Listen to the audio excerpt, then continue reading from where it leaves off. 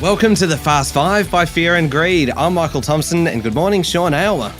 Good morning, Michael. Good morning, Adam Lang. Good morning, Michael. All right, just 5 minutes. We are each going to put forward a big story from this year, our favourite story. I've been looking forward to this one all week. At the end, we're going to decide who wins. I'm looking forward to this because I don't know what you two are going to pick, but I'm quietly confident that my story will unite us all. Adam, would you like to go first? For me, Michael, the green economy is growing and it seems to be growing faster. COP27 in Egypt was a bit of a fizzer in November, but still significant in symbolising two things: the necessity of change and for changing faster to slow the rise in global temperatures. In Australia, the change of government on 21 May this year also marked a distinct change for the better in a couple of ways.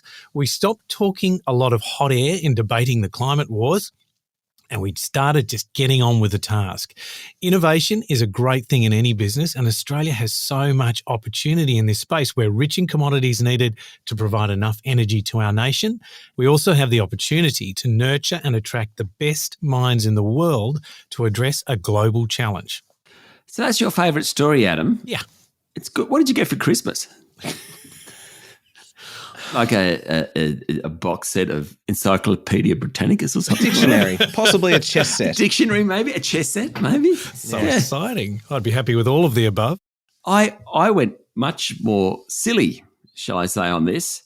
And it's a good entree into my favourite story, anything to do with the chief twit himself, Elon Musk.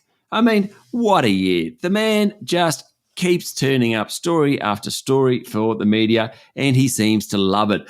If you look behind the facade, and he sort of shows us what's behind the facade fairly regularly, Tesla. Okay, so he runs Tesla, big shareholder. Its share price is down 50%. In fact, it's more than 50% this year. Not so good. Relationship with the rest of the world. Well, hasn't Elon had a good time? He's happy to have a crack at Jeff Bezos about who's got more money. He's happy to carry favour with Donald Trump by allowing him back on Twitter.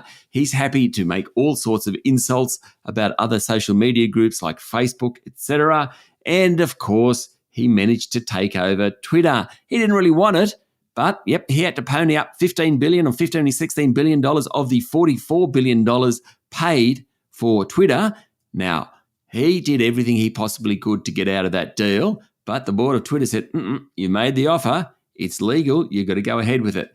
So he did. Then he just ran polls about how to run Twitter. Sometimes he even listened to the results. Elon, thank you for a wonderful 2022. Oh, well said. That is a great story. Well, my favourite story for this year, right? Stay with me on this because I think we will.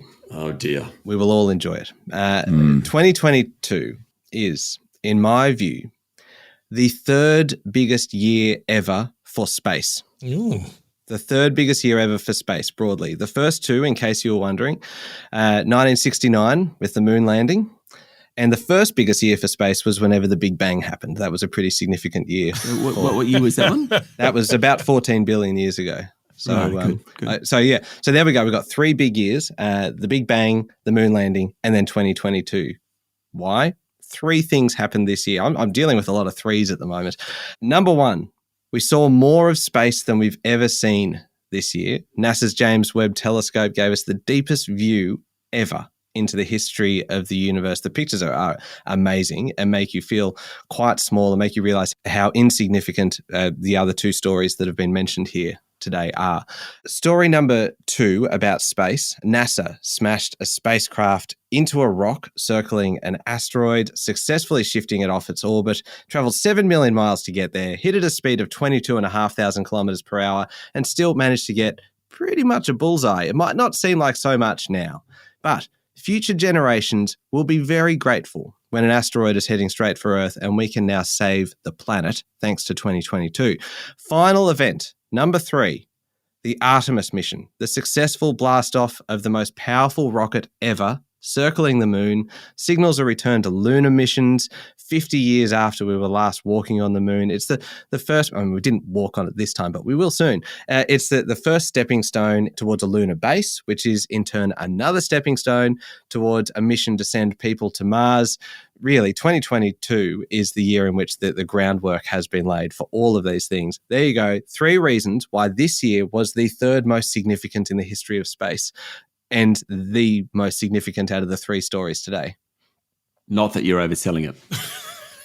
I don't think it's possible to oversell space. It's really big. You remind me of Zaphoid Beeblebrox. And if you don't know who he is, look him up and read the book, because he's the only person who actually realized how big space was and came out thinking, hey, I'm pretty good. Adam, you're with me on this, aren't you? I'm know what totally I'm talking with about? you on this. I think this might be a generational thing. I'm sorry, I'm not quite following. So do we all agree that space was the biggest and best favourite story of the year? Well, I don't think you can agree on favourite stories. I mean, we all know Adam's favourite story is the environment. Yeah. Mine was Elon Musk, who's just a chief twit. And yours was all about stuff that none of us really understand. So there you go. All right. So space is the winner. Thank you very much, Sean. Thank you, Michael. And thank you, Adam. Thank you, Michael. That's it for today. Make sure you hit follow on the podcast. I'm Michael Thompson, and this is the Fast 5 by Fear and Greed.